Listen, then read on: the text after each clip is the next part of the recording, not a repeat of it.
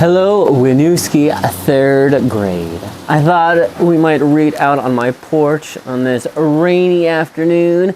I kind of love reading on a rainy day, listening to the sound of the rain, and once in a while some spring birds come out too.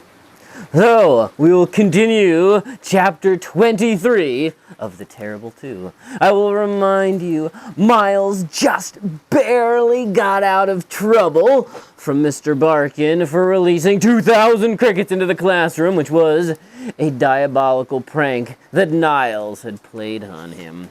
I want you thinking about what might happen next. What might Myles do after Niles' big prank? Chapter 23. Niles Sparks was waiting on the other side of Barkin's door. "You are one slippery customer," said Niles. "That visual aid business was inspired." "How'd you hear that?" Niles produced a drinking glass from behind his back. "Old-fashioned listening device," he said. "Does that really work?" Myles asked. "Try it." Myles held the tumbler up to the door and pressed his ear against the bottom. "Yes, but I didn't cancel class," Miss Shandy was saying. "I just had the students continue their presentations down in the lower field instead of in a classroom full of crickets." Yes, I understand that," said Barkin. "It's just that you must know, we Barkins are sensitive to even the appearance of an interruption in instruction, and to think that you'll find I'm being very open-minded. I mean, if my father had seen your students all gathered under that oak tree in the middle of a school day." Myles handed the glass back to Niles. "Neat," he said, trying not to express how neat he actually found it. The two boys headed down the hallway. "This time you actually did come up with a really good prank," Niles said. "Gee, thanks," said Myles. "I mean it." "How'd you know I was gonna do it?" Niles stopped. "How did you know I was gonna do it?" Myles asked.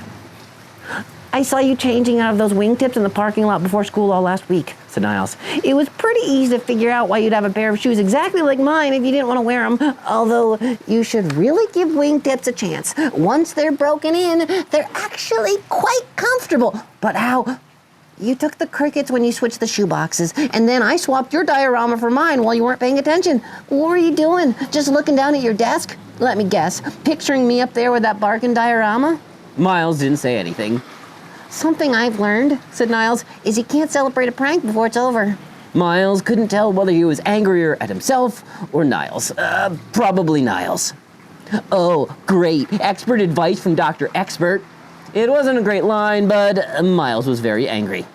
"Myles, this is like a magician revealing the secrets behind his tricks. I'm only telling you this stuff because I respect your talent for improvisation. That's why I think The Terrible Two is great." "Oh, please. You know, Niles, it's easy to sit there and tear everything down, but it's another thing to actually create something." "What?" "It seems to me that this prank war's been pretty one-sided. I keep coming up with pranks, and you keep foiling them. Big deal. Why should I want to team up with you? Because you figured out how to park a car at the top of some steps once? Great. Ooh, wow. You've been playing defense for the last 6 weeks. If you're such a great prankster, then bring it." "Okay," said Niles, and he walked off. Myles went to clean up some crickets. Somewhere in the distance, a cow mewed.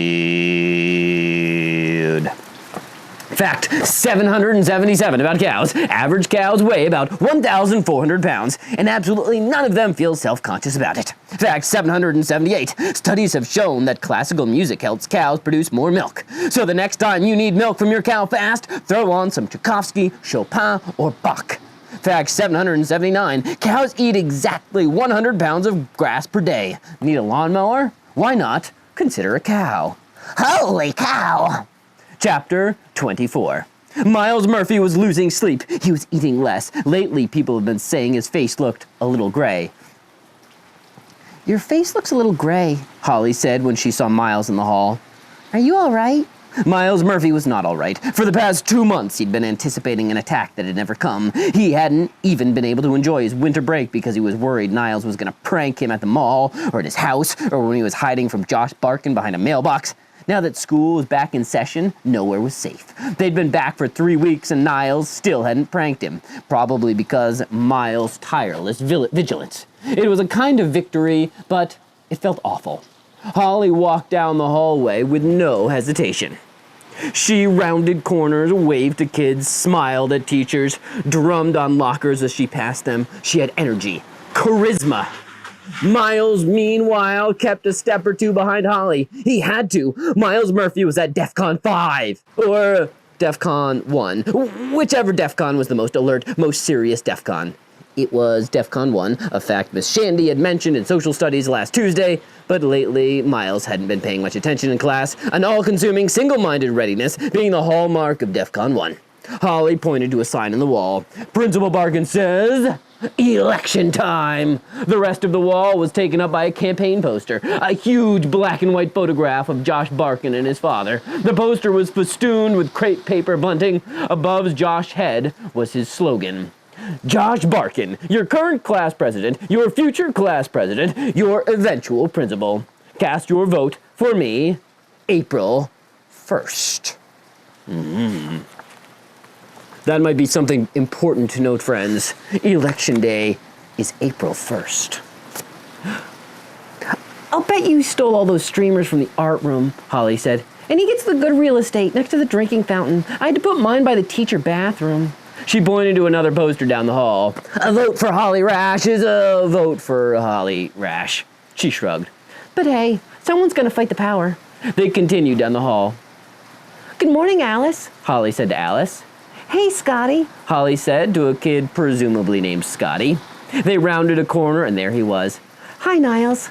Hi, Holly. Hi, Myles. Myles should have looked away, but Niles caught Myles' eye and smiled. Myles' stomach, already sensitive after weeks of mostly fruit snack diet, gurgled and churned. Niles' smile was basically an ordinary smile, innocent and sunny, typical of Niles' school helper mask. But there was something else, something at the corners of Niles' eyes. Confidence, mischief, danger. For weeks, this smile had been inducing fear and anger and nausea in Myles. In the middle of class, Niles would turn to Myles and smile. In the middle of class, Niles would turn to Myles and smile. After school, as Myles crossed the parking lot, Niles would wave and smile. At night, Niles' smiling face appeared in Myles' dreams. Except in dreams, Niles' head was covered in coarse blonde bristles, and he had little red eyes that flashed, and also the dreams took place in the dairy aisle of the supermarket. That was weird. Niles smiled everywhere. Niles knew Myles hated the smile, and Myles knew Niles knew, and Niles knew Myles knew Niles knew, and somehow all of this knowledge was folded back into the smile. The smile was an omen, a portent. The smile meant a prank was coming. Sometimes, late at night, Myles wondered if the smile was the prank. But in the mornings when the sun came through his window, Myles knew he'd never get off that easy. All right, friends. I will talk to you next week for chapter 25 of The Terrible 2.